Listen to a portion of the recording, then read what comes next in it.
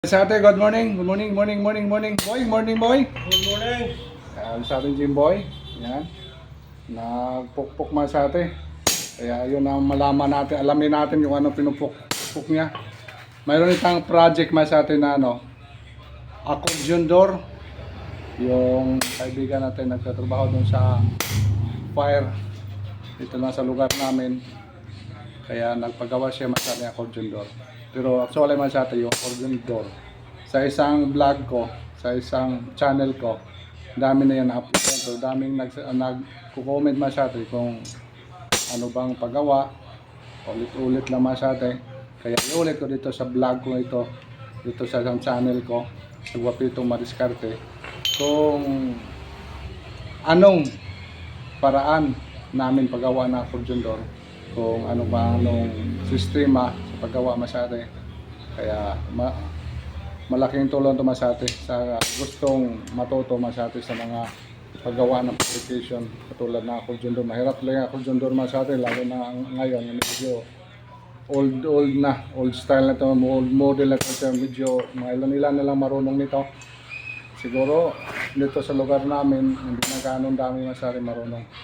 Sa ibang lugar, ewan ko lang kung mayroon pa rin.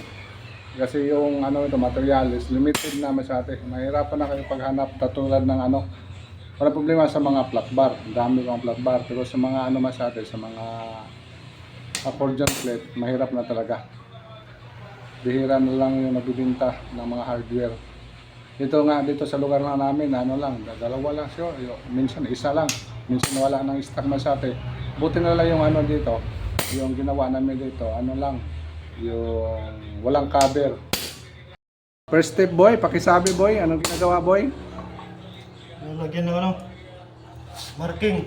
Ano bang sukat niyan? Sukat dito 59. 59. Bakit 59?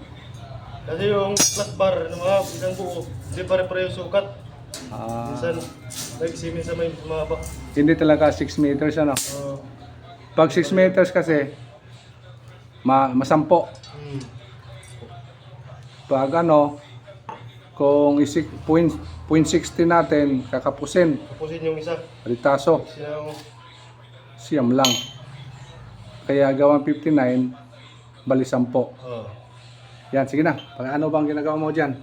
Ito, nilalagyan ng marking para pag butas doon sa barina, hindi dumulas, hindi pumunta din sa gilid.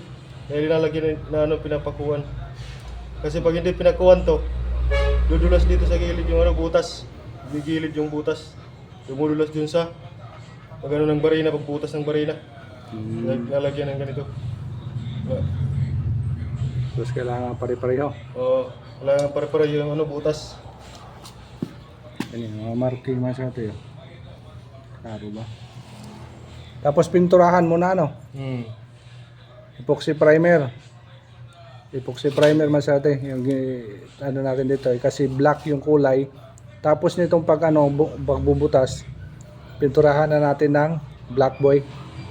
Sira, butasan mo daw ba? Kita natin sa kanila.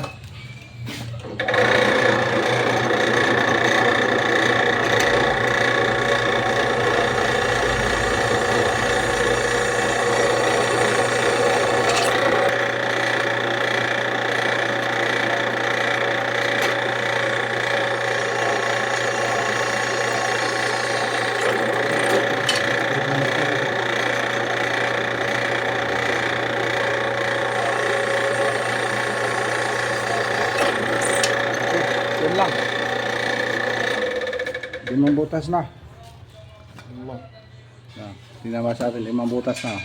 1, 2, 3, 4, 5. Yan masate, sunod-sunod lang yan. Ito lang gagawin. Pag masate sa ito, tinatawag namin ito na bituka o tinai. Ito yung magkikis-ikis masate sa sa ito lang naglalaro masyate sa accordion door na talagang mo tiklop bukas. Pero sa vlog ko noon masyate dito sa Ifika Diskarte, yung gumagawa si Kalisating Ilson, yung gumagawa, Gerald, dami ng tinuruan natin masate. Pero ngayon masate, Pastor Jimboy, yan, master na yan. Boy, Oy. master na. Yan, masate. Basta galing sa atin, daming natuto dito masate. Sinishare natin. Ewan ko lang sa kanila, kung i-apply sa kanila. Basta sa akin, tinuturuan ko lang sila. Yan, marunong na sa Jimboy. Yan lang masate. Sunod-sunod lang yan. Abangan naman natin, bubutas-butas lang yan, pareho lang yan. Abangan na lang sa atin pag assemble na laman at saka pagbutas sa mahaba na flat bar. Ito yung pinaka naglalaro masate. Ito yung bumukas at saka sarado. Yan ay yung naglalaro masate sa Cold Door. Kaya abangan naman sa atin, susunod natin na update. Ngayon yung ano pasate, ito yung flat bar natin na 1/4 by 1. Bubutasan na po ito masate. Saka pipinturahan. Tapos ng pintura yan, saka na i-assemble natin. Bali, naputo na po lahat. Ito na po. Putol na boy. Wala. Butas na lang, pagbutas na lang masate. Pintura. Butas pintura. Ano naman sa atin yung malaki-laki na ng butas. Kada malaki na yung rematch na yan. Ito na yung ano natin. Bituka masate. Pinturahan na ng itim natin yan. Saka ito din. Ano natin to boy. Primeran. Tapos itim. Tapos saka natin asimbulin. Ano naman sa atin yung ano, sistema. Butas-butas lang ito. Dami na ito.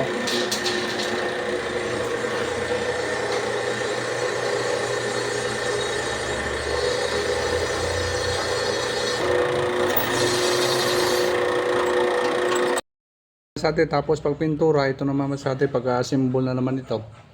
Yan, assemble yung ano natin. Ito yung naglalaro masate sa accordion. Oh. Yan. Kailangan talaga yung mga butas nito pare-pareho kay para inig ano masate. Inig symbol, talagang mulapat yung sa mga butas. Tulad nga masate oh. Maglagay ka dito ng ano, maglagay ka dito ng rematch yung butas na ito. Yan. Tapos yung isang butas naman dito.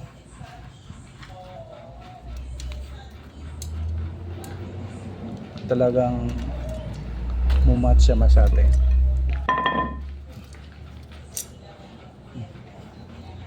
Yan dito. Yan. Paglagay mo dito masate yan, yan. Pag ano mo dyan yan.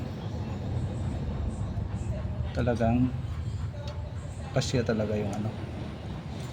Yan. Yan, pukpuk ka namin sa atin. Yan, ganun din ito sa kabila. Ganun lang yung sistema masate. Baliktad-baliktaran lang ito. Ilalim naman, ganun. Yan.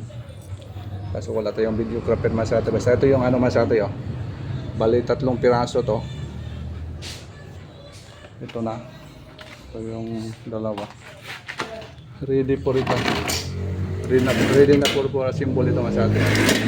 Yan. Pag tapos dito masate, yan, mga rematch na naman ito. Para na sa flat bar na 1. Yan. Ganon kahirap masate pag mga accordion. Dami kasi ang proseso. Dami yung mga pagbutas natin. Tapos rematch yan. Accordion rivets, yan. Yan masate yung ano. Kahirap sa accordion door. Masate, i-assemble na natin masate yung accordion natin dito. Kailangan sa accordion masate yung mga butas talagang tatama siya. Yung lahat ng mga butas papareho talaga. Hindi pwede yan kung nag-iba. Nag-aalakunta yan masate. Ngayon i-assemble na natin yung accordion natin. Bale ang 4 meters na isang panel lang. Yung sa gilid lang paglagay. Hindi hinati. Mostly kasi yung ano ginawa namin, hinati. Pero yung request yung may-ari masate na iba yung isa lang side lang yung pag-fold. Kasi yung sasakyan niya mahirapan na pagpasok ng dalawang fold. Kaya isang fold lang ito masate. Yan, tingnan natin masate. Yan, ipatong na po natin sa ano. Patong na po natin masate. Yan. Kaya simbolin na natin to. Ito yung ano natin. Yung flat bar natin masate na. Ito yung mag-slide yung ano masate para hindi matumba yung accordion door. Yan. Pinaka-stopper ito masate. Bali isa sa gilid. Tapos dito sa gitna, dalawa. Kaso sa katapusan. Yun ang ano masate. I-update ko masate kung makakabit na ito. Nalatag na po natin masate. Yung una natin ikabit dito yung ano masate ito. Ito importante ito, pinaka-importante ito masate yung butas na ito. Kasi ito yung nag-slide yung ano natin dito. Yung rematse. Ito yung nagbibigay na control masate na yung ano accordion natin hindi matutumba. Yan. Ito, katulad ito masate, naka-rematse na po ito. Yan. Kung tingnan mo sa dulo, yan, naka-rematch na po siya masate. Oh, rematch na. Bale, ito yung maglaro-laro sa masate. Yung may slide yung accordion natin. Yan. Yan. Lumalaro-laro ito masate na ito. Yan. Pag hatak mo, may slide yan masate.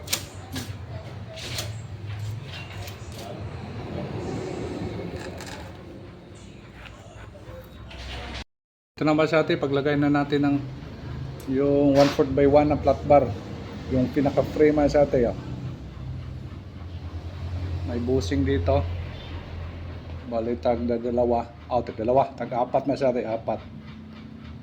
Tapos ito yung ano, ito yung nasa gitna natin tinai. Ayan. Ito na masate.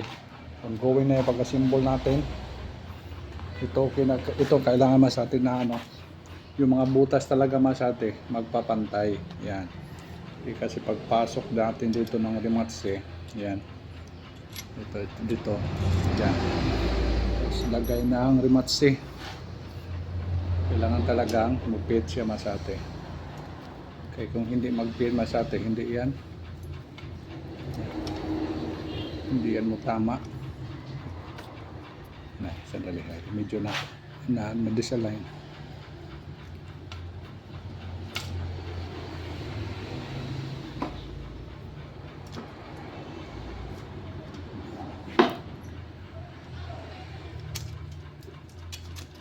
Kalog-kalog lahat, kalog-kalog.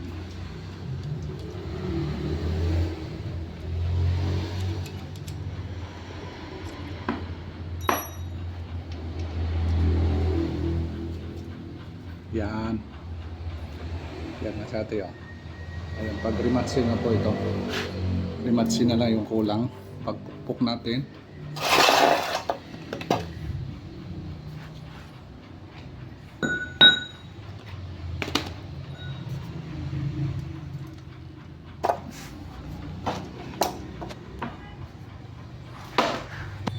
Pukpukin natin.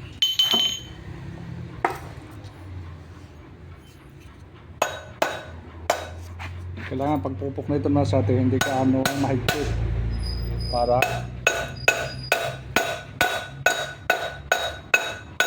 maganda yung galawan niya masate, hindi matigas.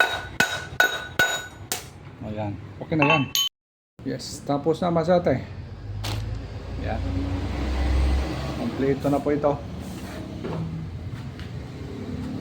Bali ikuha ko lang masate pag vlog natin yung pagkabit nito.